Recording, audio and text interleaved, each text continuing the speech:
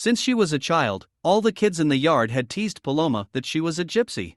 But it wasn't quite true. Her father was American, but her mother was actually a full-blooded gypsy. They had met when Diego Reyes, Paloma's father, came to the same house to change the faucet in the bathroom. He worked as a plumber and was considered one of the best professionals in the area. While passing through the doorway, Diego noticed a gypsy woman who was telling a woman's fortune. When he finished his work, he went downstairs and approached her himself. His hands were shaking with emotion. But Diego got over it and went straight to the young woman. "Tell me, beautiful woman, what awaits me?" The gypsy smiled and asked for her palm. She ran her finger across it, furrowing her eyebrows. Suddenly, her eyes widened. "You will be happy with a woman who will change her life for you." Diego remembered her words, and soon they met again. And then it became clear that the woman was the gypsy. She saw herself as Diego's wife. Secretly, so that no one would find out, Margot began to visit the plumber. This lasted 3 months, until she finally decided to change her life and abandon nomadism and life in the Tabor. Diego proposed to her, and they got married. From this marriage Paloma was born, a beautiful and cheerful girl. But she was only half gypsy. She bore no obvious resemblance to that ethnic group. Other kids made fun of her because they knew her mother, who did not hide her true identity. But Paloma was not offended by her detractors. She turned out to have an aptitude for divination. Or rather, her grandmother, Margot's mother, had developed her. Although her daughter had left the Tabor, the old gypsy woman continued to visit them. She understood that love could be different.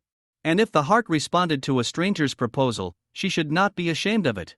At the same time, Margot was sewing beautiful things at home. Diego bought her a sewing machine especially for this purpose. You could say that her house was an atelier and also a therapist's office. That was what was sometimes said about Paloma's life, when people came to ask her to tell their fortunes.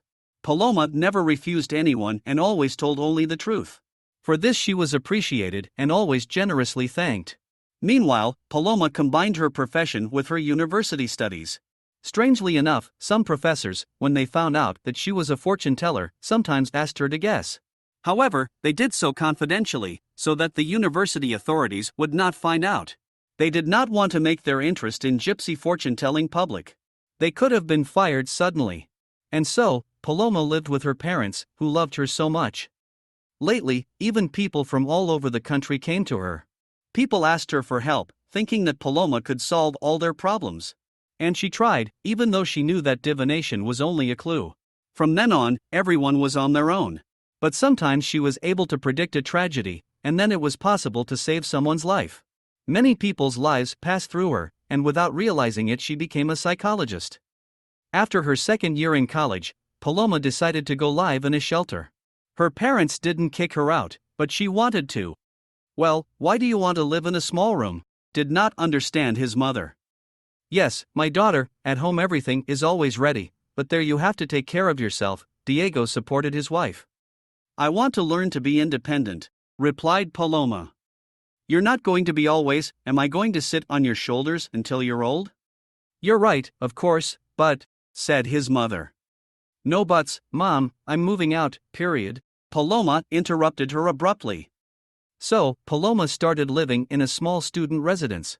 Since she was a little girl, she had been fending for herself. So here she decided to see if she could live without the support of her parents. Of course, it wasn't easy at first, but Paloma didn't complain and pressed on towards her goal. Soon she had a cat in her room. She was very fond of animals, and when she saw it by chance on the street, she could not overlook it and took it. Emma, as Paloma called her cat, quickly got used to her. She even remembered where she could sleep and where it was better not to lie down. And so, they became true friends. Everything went on as usual. Paloma studied at university and her parents, despite her protests, continued to help her. Paloma was considered one of the best students in her class. She was no longer teased for being a gypsy, because she did not wear colorful clothes, did not sing songs or dance and, in general, was very, very polite. But suddenly her father became seriously ill and needed expensive treatment. The family had no money, so Paloma decided not only to return home, but also to tell fortunes to anyone who wanted them, for a small fee. People came to her anyway, and there were more after that. However, the fee for her services was minimal, purely symbolic, so to speak.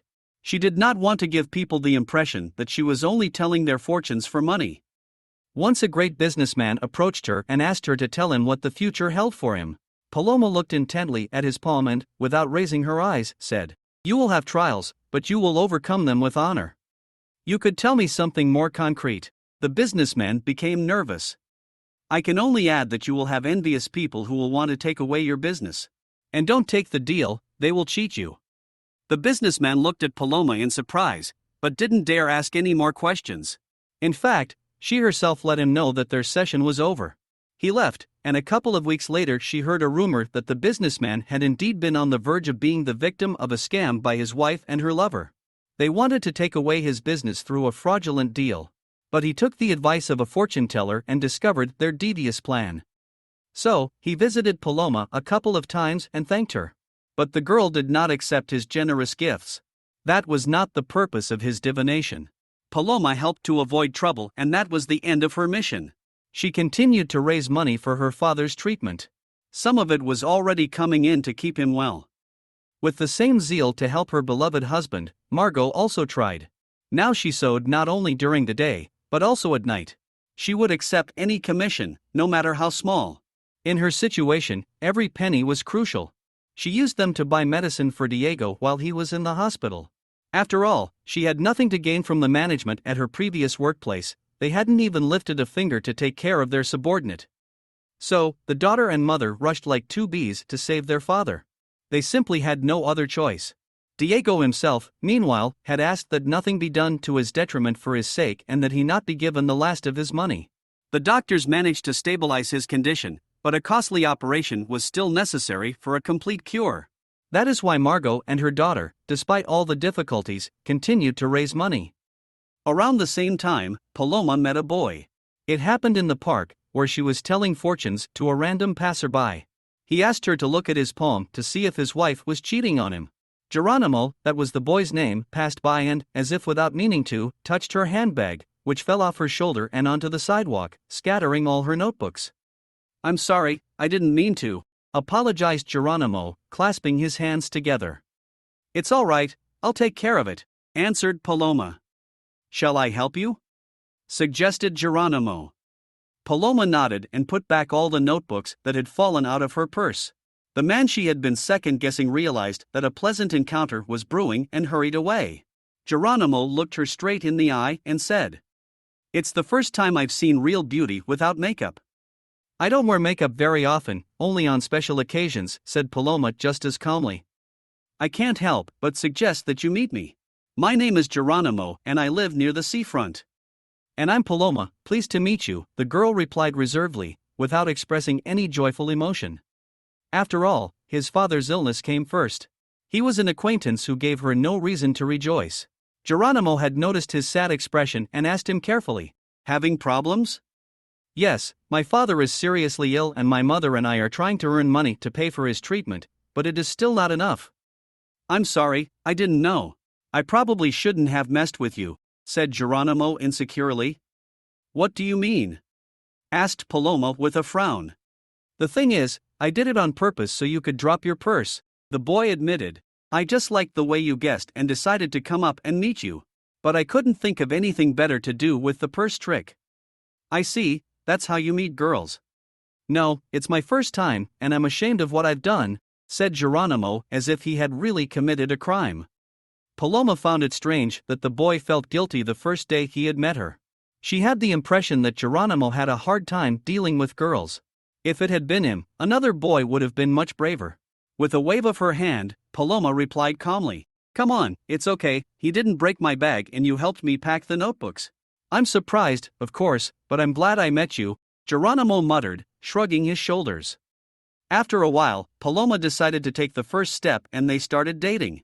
However, at first, she kept it from her mother. She was afraid that her mother would not approve, especially since her father was very ill. But, strangely enough, it was Diego who helped her. Once again, when his daughter went to see him in the hospital, he told her openly, "Paloma, my little angel, if you have such strong feelings, you have no reason to hide them." "Dad, what do you mean?" asked the daughter with a surprised look on her face. "I am not blind, I see everything. You are my family and my instinct tells me that something is bothering you," answered the father calmly. "And don't think that your mother is going to be angry, she has also made a difficult decision at the time. But, Dad, you are. Paloma tried to justify herself. What am I going to do? I'm healing, they give me pills and give me good food in the canteen. Her father answered cheerfully. Do you really think I'm going to give my soul to God? No, my daughter, that won't happen, I'm still in this world. Don't say that, you'll be fine, exclaimed Paloma. Those are the right words, said her father, as he ran his hand over her face and wiped away her tears. And as for your private life, you must not give it up. Your mother did not give birth to you to go to a convent. Live and enjoy every day, and your father will get over it. Thank you, Dad, you are the best in the world. Paloma hugged her father and cried again. Diego patted him on the shoulder and assured him that he was fine. He hinted not to jump to conclusions. He had managed to find his one and only love in Margot. He wished the same for his daughter, that she would meet a boy who would be able to see her as her soul mate for the rest of her life. You could say that Paloma got her father's approval. And soon her mother had her point.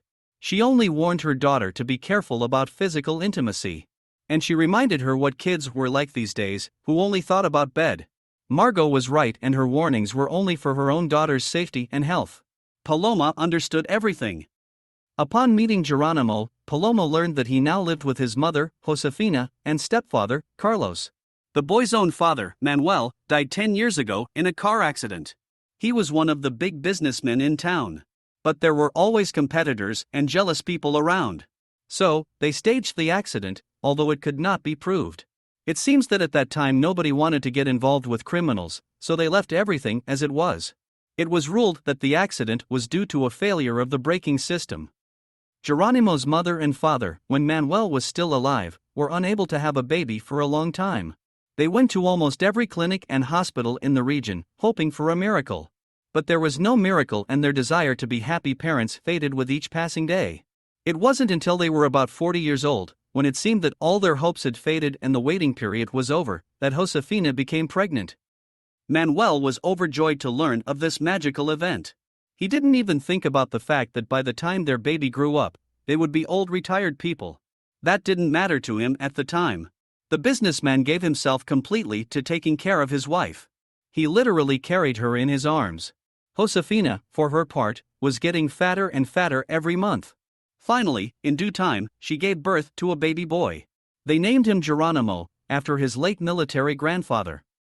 The son grew up a quiet child and did not cause any disturbance. The parents cared for and pampered their son. Geronimo also pleased his mother and father at school with good grades. They even advised him to become a journalist, because he contributed assiduously to the school newspaper, wrote articles, and appeared a couple of times on television. In general, he was supposed to grow up to be famous in the whole city or even in the whole country. But these plans were not destined to come true. A car accident took the life of his beloved father, and his mother fell into depression. Geronimo even had to live with his grandmother for a while. Maria Zerbi loved her grandson, but because of his age she could not give him the attention he deserved. So, Geronimo grew up on the street.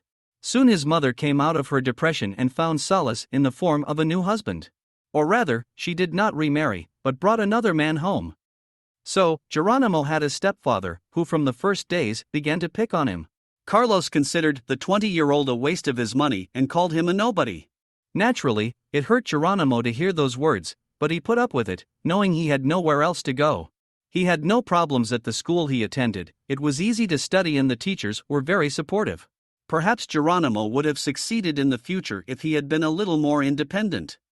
The encounters with Paloma did not go unnoticed, and soon his mother found out about them. Of course, she was surprised that her son kept it all a secret. But, frankly, Josefina also thought her son was nothing. But, unlike Carlos, she kept it to herself. Be that as it may, a mother had no right to openly insult her own son. It wasn't hard to guess that his son had a girlfriend. Lately, he was coming home excited. He didn't even react to his stepfather's caustic jokes. Although he might have been cheeky before. Geronimo was as happy as Christmas lights on a tree. Naturally, the mother wanted to know who had inspired her son so much. But before speaking frankly, he decided to consult Carlos first. Tell me, have you noticed that Geronimo has changed? A little, but I'm not clairvoyant and I can't read your mind, answered Carlos. I think he has a girlfriend, Josefina continued. Well, he's going to leave us and we'll be fine, said Carlos, happy as he put his arm around Josefina's shoulders. What kind of person are you? You only think about yourself, objected the woman. Come on, that's what we both want, said Carlos. As for Geronimo, we'll give him a good wedding and send him off to adulthood. At least he won't look like an imbecile to me. You're right, I'm with you on that, nodded Josefina. And, please, stop calling him an imbecile, he's my son. All right, whatever you say, my dear. He was capable of convincing anyone of anything.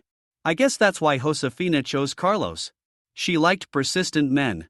Her late husband didn't have those traits, but she lived with him because he was extremely wealthy. Even now, Josefina didn't need anything. Her late husband's business was profitable and allowed the family to be self-sufficient. After a few days, Josefina went to talk to her son.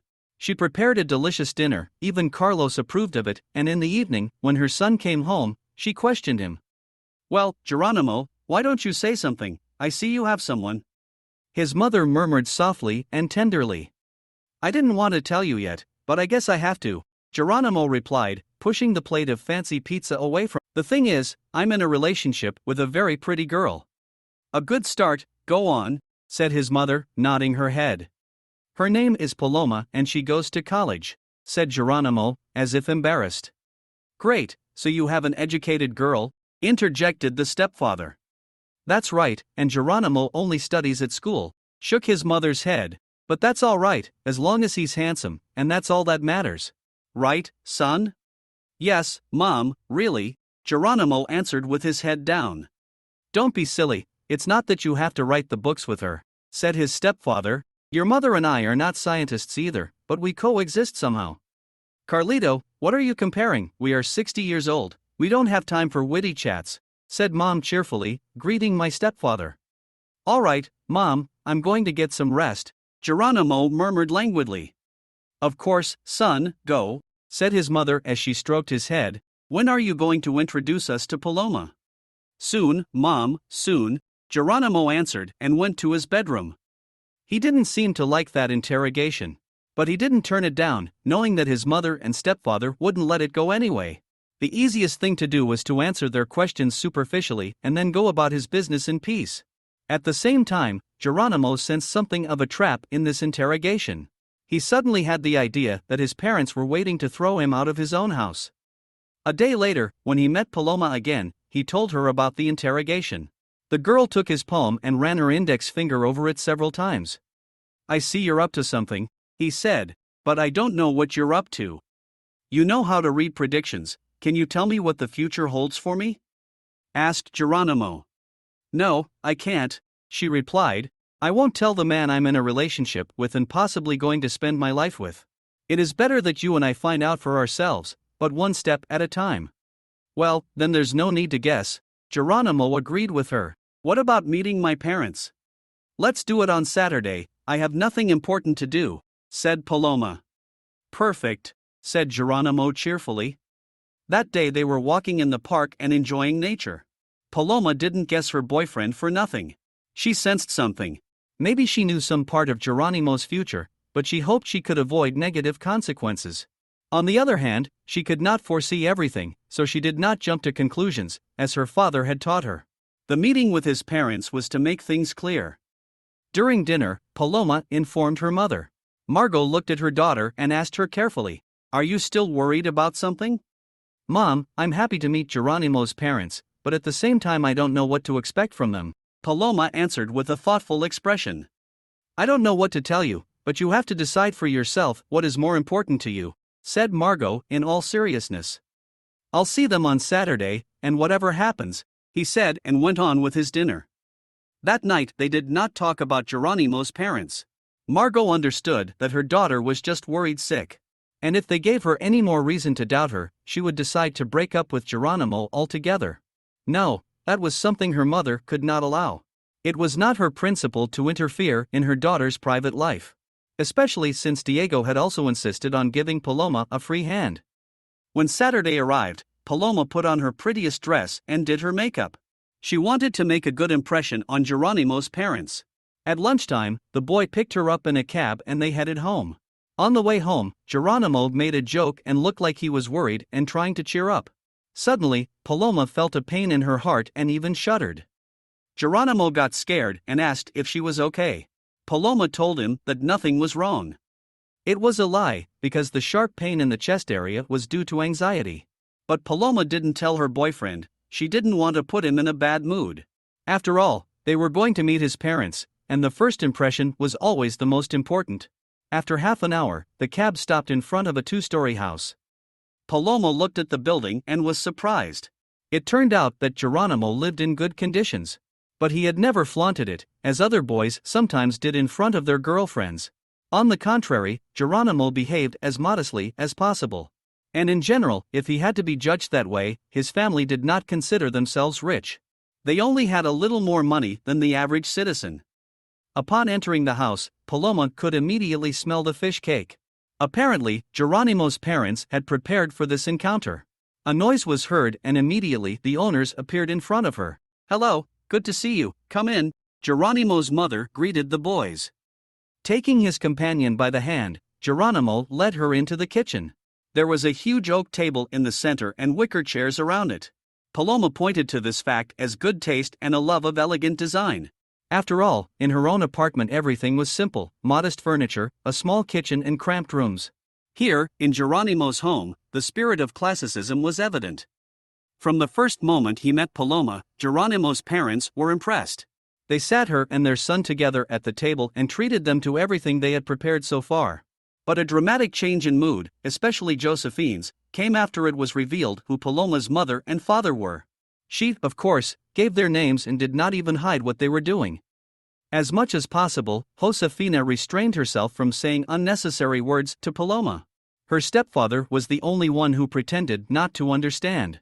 He didn't seem to care at all that his stepson was dating a gypsy and fortune-teller.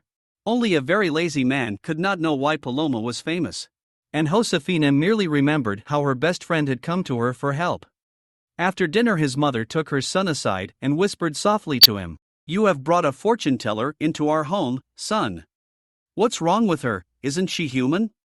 Geronimo was indignant. "That has nothing to do with it, I'm taking care of you," replied his mother. "You must know what these gypsies do. They cheat people, they steal, and they don't work anywhere." "Don't say that, Mom, especially since Paloma is still in college." Geronimo tried to intercede for his girlfriend. However, Josefina's hurtful words reached Paloma's ears. She covered her face with her hands and wept. She could not answer, for the infamy of gypsies was deeply rooted in her surroundings.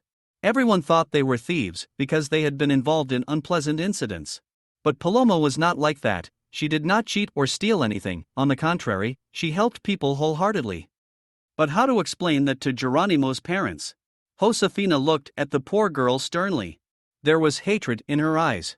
Paloma pulled her hands away and wiped her tear-stained face. "You're wrong, not all gypsies are bad," he said and headed for the exit. Geronimo followed her, glaring angrily at his mother. "I'm sorry, love, I didn't mean for her to react like that." She tried to justify herself to Paloma. "Nothing, it was my fault for coming here," she replied. "I had a feeling something like this would happen." "So, you knew everything?" asked Geronimo, surprised. "Almost," replied Paloma, "but I wasn't sure and accepted your proposal." "What about our relationship? Are we going to break up now?"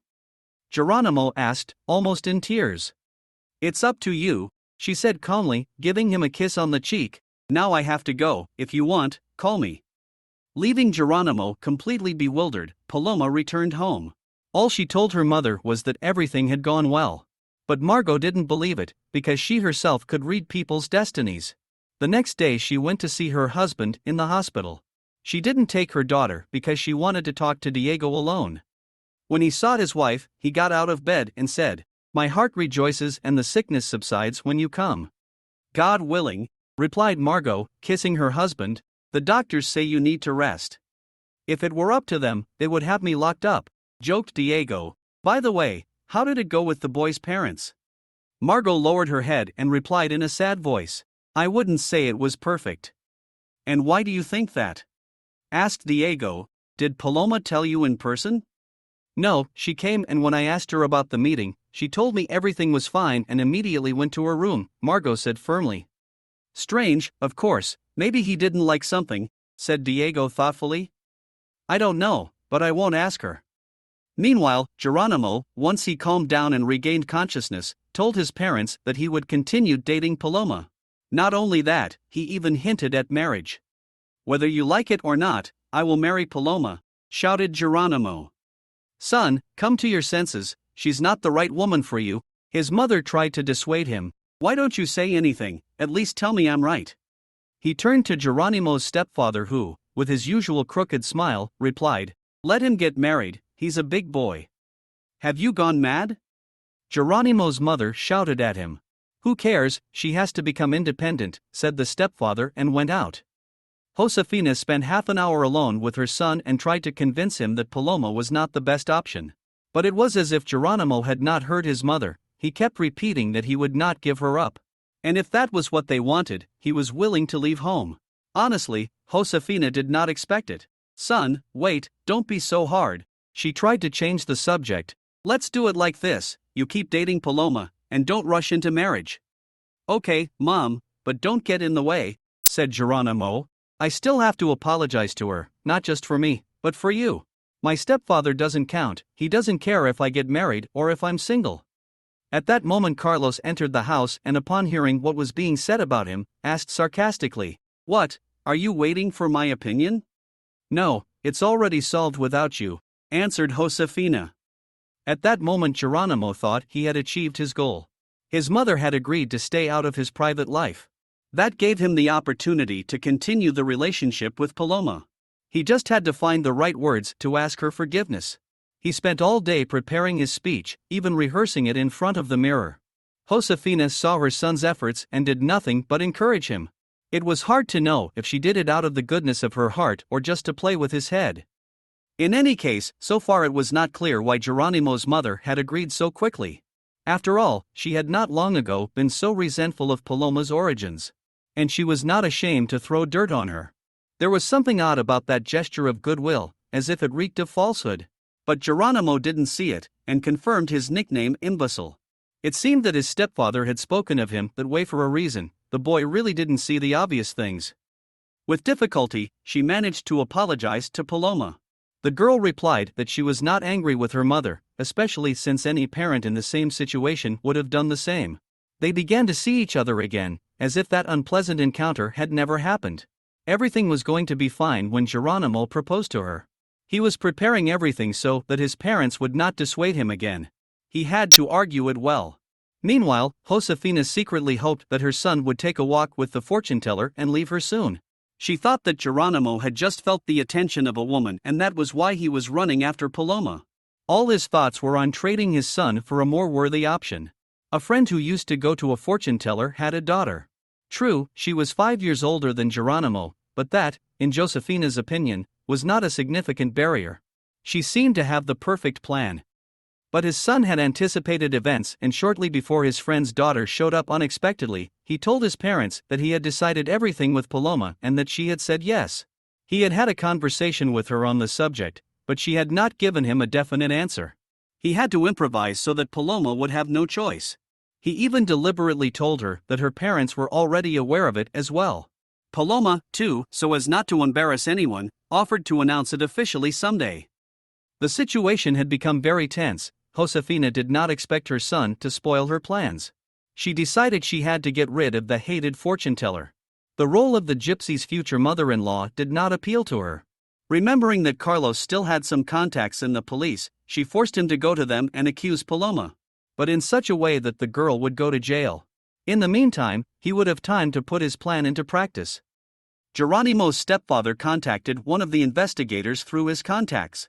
He listened to Carlos and responded calmly, I have an idea on how to bring your sister-in-law to justice. Listen, Andres, don't be silly, said Carlos. He's young, he doesn't need to spend his life behind bars. No, I wasn't going to charge him with murder, dismissed the investigator. There are milder cases, such as fraud. But he hasn't swindled or robbed anyone, Carlos asked cautiously. What about his divination activities? Asked the researcher. What's wrong with that? Carlos answered with a question to a question. It's all wrong, the investigators summarized. Fortune-telling people's futures falls under the provision of unlicensed services. In fact, it is engaged in illegal business activities. In short, she does not pay taxes. Therefore, she is a fraud. That's quite an arrangement you've made, exclaimed Carlos. I would never have guessed it. Of course, you and Josefina don't pay much attention to Geronimo. You should go see him more often. Then we wouldn't have to look for a solution to our problem. Andres, we did try to do everything for him, said Carlos guiltily. Well, that's up to you, said the researcher. Anyway, as I promised, I will help you. But keep in mind that I am not a charitable foundation, and next time think before making such requests. Carlos left the investigator's office in high spirits. He got an audience and got the result. That same afternoon his wife also found out, who generously thanked her savior. Geronimo was the only one who had no idea, preparing what he thought would be a wedding. He couldn't imagine that his parents would do such a thing. He had trusted them, their discretion, and completely let his guard down. The next day, the police showed up at Paloma's apartment. They accused her of swindling. Her mother was at home and tried to intercede on her behalf. What do you know about divination? You are the one who wallows in lies and hypocrisy. You should protect honest people instead of looking for dirty laundry where there is none. The stony-faced policeman did not even react to Margot's words. They showed the warrant, according to which they had the right to search the apartment. Without any modesty or shame, the policeman threw the personal belongings of the owners out of the closet. Not only that, they trampled on them as if they were worthless. Margot looked at the mess and burst into tears, but Paloma, on the other hand, was completely calm. She understood that there was nothing in the apartment that could make it look like a fraud. In his opinion, divination was good for people. He asked for practically nothing in return. And if they paid him money, why would he refuse it? Understand that I haven't violated anything, it's like home counseling, Paloma told the police. If you think about it that way, you can accuse anyone who does something to help the community of fraud. We have a warrant for your arrest, so get ready, ordered one of the policemen, showing a stamped document. Paloma looked at her mother and began to put her things in her purse. Remembering to call Geronimo, she dialed his number, but he didn't answer. Instead, Paloma heard a few beeps. It seemed that Geronimo had blacklisted her. Without shedding a tear, she calmly left the apartment with the policeman and climbed into the patrol car. They did not handcuff her because the nature of the accusation did not fit. At the police station, Paloma was brought before the officer in charge of the investigation. The police captain looked at her sternly and said, "Sit down." Paloma sat obediently on a chair, holding a bag at her side. At that moment her hands were not shaking, she felt calm. It was surprising how strict the girl was. Paloma seemed to be prepared for such a turn of events. Closing the window, the investigator sat down next to her and asked aloud, "What the hell are you doing?" "I don't know what you mean," answered Paloma. "Yes, you do, you're just pretending," said the investigator angrily. "I'm not doing it of my own free will, the good people asked me to do it." "Now they are putting people in jail at their own request?" Paloma asked with a smile on her face. "It happens, that's life, my dear," replied the investigator. "You see, there are some obstacles that are not only impossible to overcome, but should be avoided altogether. But you probably decided to go all the way, so you ended up in a place where there are even more problems." "Don't scare me, I don't," he said in a calm voice. "I have no sins, but you have many." "And how did you find out?" asked the investigator, and then answered himself, "Ah, yes, I forgot you were a fortune teller. Ah, I see, you were trying out your charms on me." "I didn't, your fate is in the palm of my hand," said Paloma. "I can read it like the morning paper." "What did you see in him, I wonder?" asked the investigator. "No good," Paloma answered haughtily. Slapping his hand on the table, the captain called the duty officer. "Take her to the dungeon and lock that fortune teller up there with the real criminals." "But there is no room for her there," said the police lieutenant. "All right, he'll sleep on the floor to see if he'll come to his senses," smiled the detective slyly. Paloma put her hands behind her back and followed the officer like a real prisoner. The lieutenant led her to the cell, looked through the peephole, opened it with the key and pushed her inside. The girl literally flew into a small concrete room. Women of different ages were sitting on the bunks, looking intently at the newly arrived prisoner. Only one of them, who was reading a book on the lower tier, did not lift a finger. Meanwhile, Geronimo didn't even bother to find out where his girlfriend had disappeared to. That day he forgot his phone at home when he left for class. When he returned, he found the cell phone broken. His mother confessed that she was tidying up and had accidentally dropped it. Geronimo looked at the remains of his phone and realized that it wouldn't have shattered like that from a fall. "Mom, did you break my cell phone?" "No, son, I already told you, it has fallen," replied Josefina. "Well, I'll get the other one and call Paloma," answered Geronimo. "You don't have to, son, she's under arrest," his mother confessed. "Why, how?" asked the boy, surprised. "For cheating, deceiving people," said Josefina with anger in her voice. "That's impossible, I'm going to call her to find out," said Geronimo. "It's useless, son, she's already in a cell and there is no access to communication," his mother interrupted him. "You'd better listen to what I have to tell you, so maybe you'll see that I was right." It is unclear what kind of persuasion Geronimo's mother had, but she managed to dissuade her son from going to the police station. However, the mother's words stopped Geronimo and he refused to go any further. In fact, he did not want to save his girlfriend, but he wanted to leave everything between them behind. So, Paloma was left alone with her problems. Once again, Geronimo's status as a nobody and an imbecile was confirmed.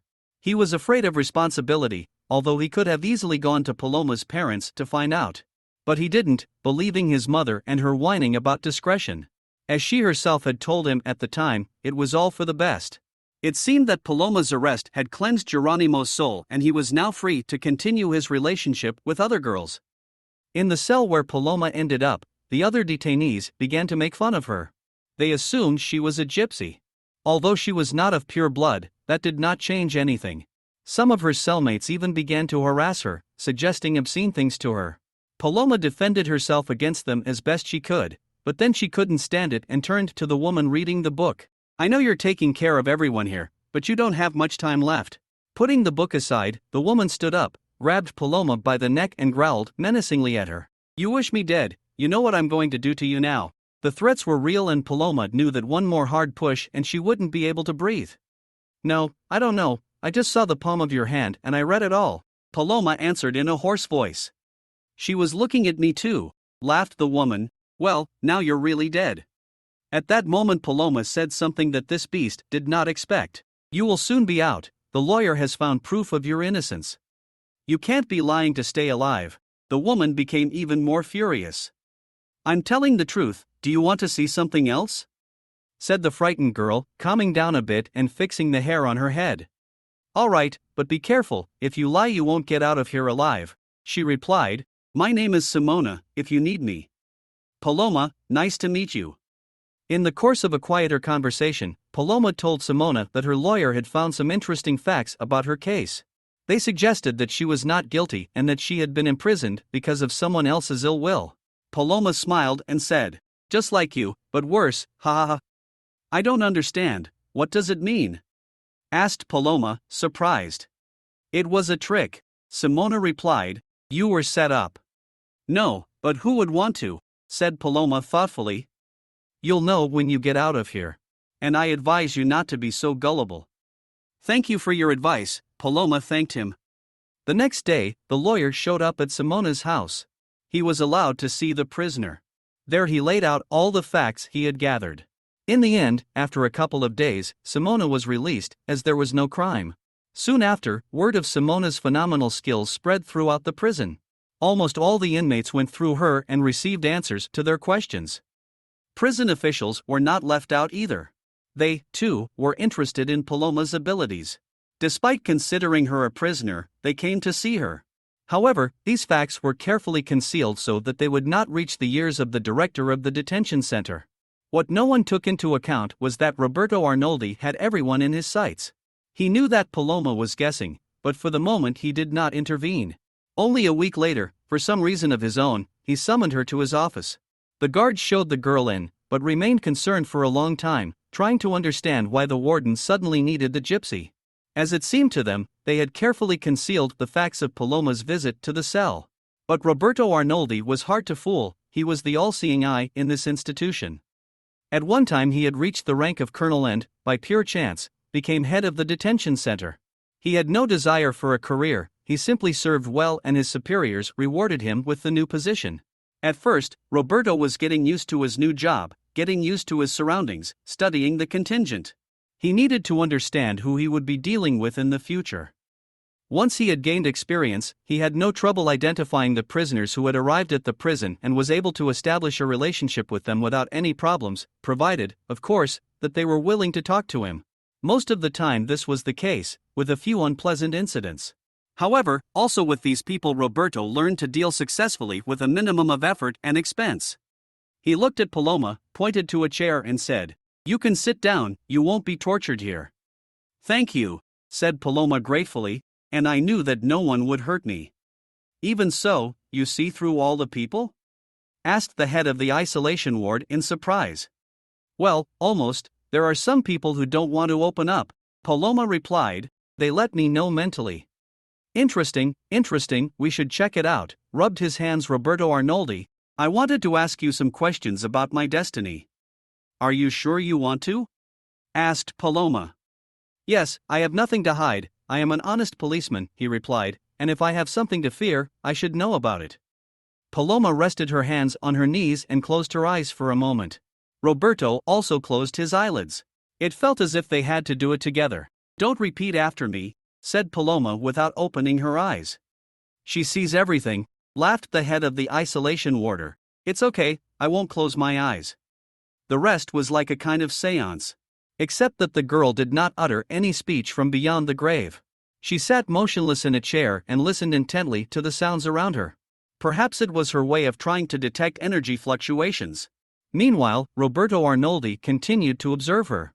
In his office there was such silence that a fly could be heard tapping on the glass, trying to get out. Finally, Paloma got up from her chair and walked toward him, coming almost to his table. She took his hand and began to run her finger over it. Roberto did not resist, although he could not fail to understand that he was in front of a prisoner. He could expect anything from her. But no, he was not afraid, because he knew that this girl was not like that. She would not take advantage of an opportunity to finish off the warden.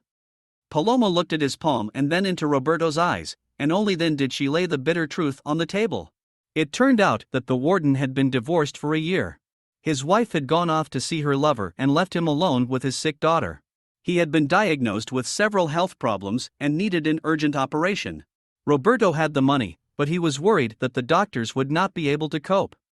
Paloma put her hand on his palm and said, "There is no need to be afraid, he will be fine."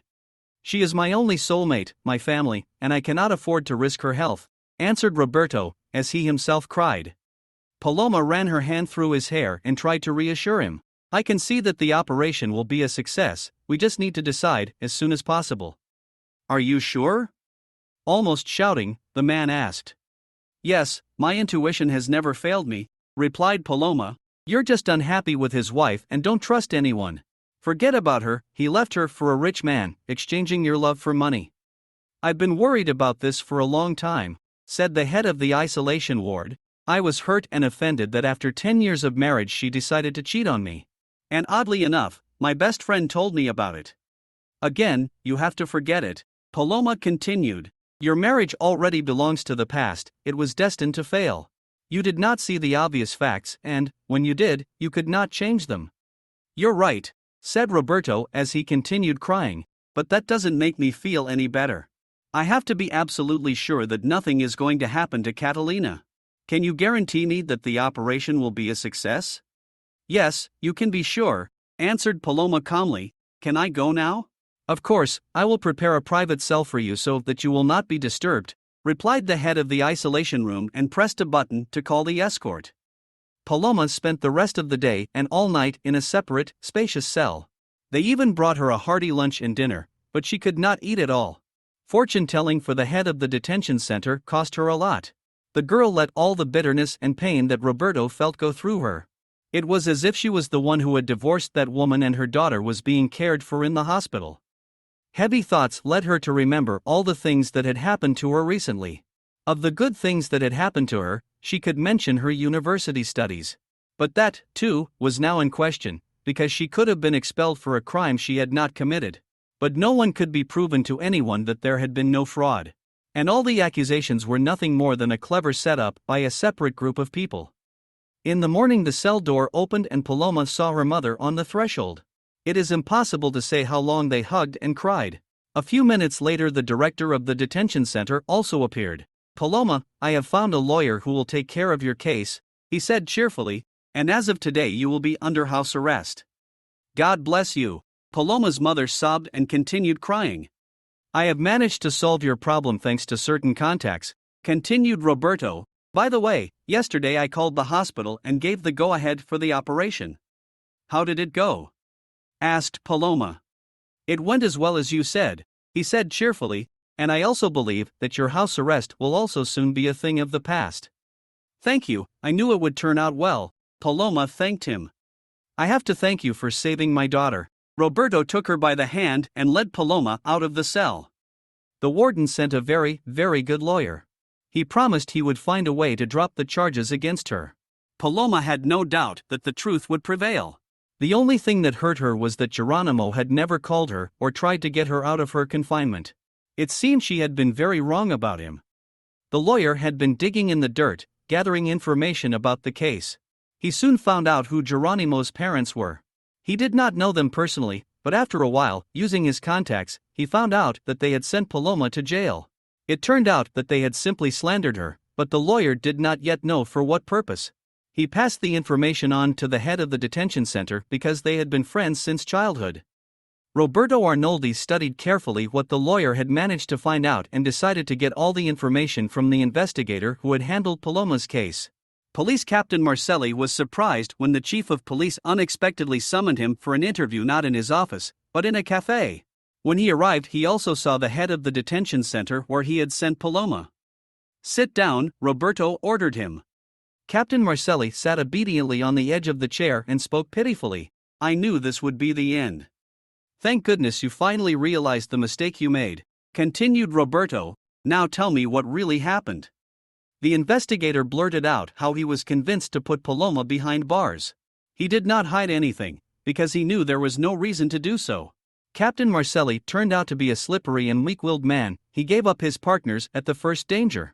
Thus, Roberto and the police chief had irrefutable proof of a conspiracy. Indeed, Geronimo's parents could have been prosecuted. But this needed a different approach. And Roberto had to use his key connections. He was saving them for a last resort, which seemed to have arrived. The same day Josefina and Carlos were arrested and taken to the police. They were accused not only of slander, but also of false denunciation. The chief of police, at Roberto's request, tried them and Geronimo's parents were sentenced to a suspended sentence, as well as to the payment of compensation for moral damages. Paloma was fully acquitted and all charges were dropped. She was cleared before the law and her own conscience. Meanwhile, Roberto asked her to go out with him. He confessed to her that even then, in his office, he could not take his eyes off her. Roberto had fallen in love with her and everything that happened to him afterwards was explained by a surge of feelings and emotions. It was in this surge that he performed his noble deeds. After consulting her mother and father, Paloma accepted his proposal. Especially because she felt responsible for Roberto's daughter. After all, it was at her suggestion that he agreed to the operation. And he could have refused, without knowing the outcome.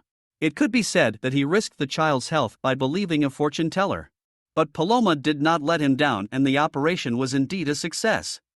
The doctors said that the girl was no longer in danger and that she could be out of the hospital in a couple of weeks. Paloma liked Roberto for his willingness to do justice and his firmness of character. Although there had been a moment when he had relaxed and lost his wife.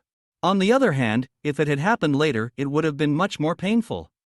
Together they began to visit Catalina almost every day. The girl was grateful to Paloma for having convinced her father to agree to the operation. It turned out that Roberto's daughter was nothing like her mother. Cata was as fair and patient as her father. These words made Paloma uncomfortable, and she promised Catalina that she would always be by her side. Cata was the second person, after her father, to whom Paloma had said this. When he learned that Paloma's father was also in the hospital and needed an expensive operation, Roberto found money and paid for everything. Diego finally waited his turn. He no longer believed it would ever come. After the operation, when the doctors allowed visitors, his wife, his daughter, and Roberto himself came to see him. Diego listened to Paloma and, looking at his savior, approved of their relationship. Although Paloma was younger than Roberto, that didn't stop them from being together. They spent a lot of time socializing, taking walks, and testing their feelings. Paloma's parents and Roberto's daughter helped them do that. By then, Cata had already gotten used to her father's new love. As for her biological mother, the girl was fully aware of what had happened. And she did not blame her for the betrayal. After all, to some extent, she had also been responsible for her daughter's upbringing. Paloma had 2 more years of study ahead of her, and Roberto had promised her that he would arrange a fancy wedding right after she graduated from college. Yes, he was 10 years older than her, but he had no preconceived ideas about her. On the contrary, Roberto respected and loved Paloma. He only saw his future in marriage with this girl. Diego was soon released from the hospital and was able to return to his old job. A month later, however, Roberto asked him to take over the management of the farm in the isolation ward. Paloma's father accepted, mainly because he knew how to approach people. He had good luck with his daughter's new fiancé. Roberto showed all the signs of a busy, family-oriented man. The proof was that he had not abandoned his daughter. And he had raised her on his own, despite all the hardships and difficulties. Paloma was also glad that fate had rewarded her and sent her such a man. She finished her university studies with A's and graduated with honors. As he had promised her, Roberto organized a luxury wedding for them. He had proposed it to her as soon as they began their relationship. And Paloma accepted it, realizing that with him alone she would be like a stone wall. Unlike Geronimo, Roberto was capable of making his own decisions and no one called him a brat. After the wedding they moved to the cottage. Their cat, Emma, had also moved there and by then had become everyone's favorite. Paloma and Roberto's life took on new colors. They thought more and more that they wanted to have a child. And it seems that the universe listened to them. Paloma soon announced that she was pregnant. This was a surprise for Roberto, who showered his wife with flowers. The prison even served a double lunch to the inmates. This was how he reacted to the pregnancy of his beloved wife. Paloma's parents were overjoyed. As for Geronimo and his ill-fated parents, their business went downhill. They had to look for new sources of income to survive. If you like the story, please like and subscribe to the channel.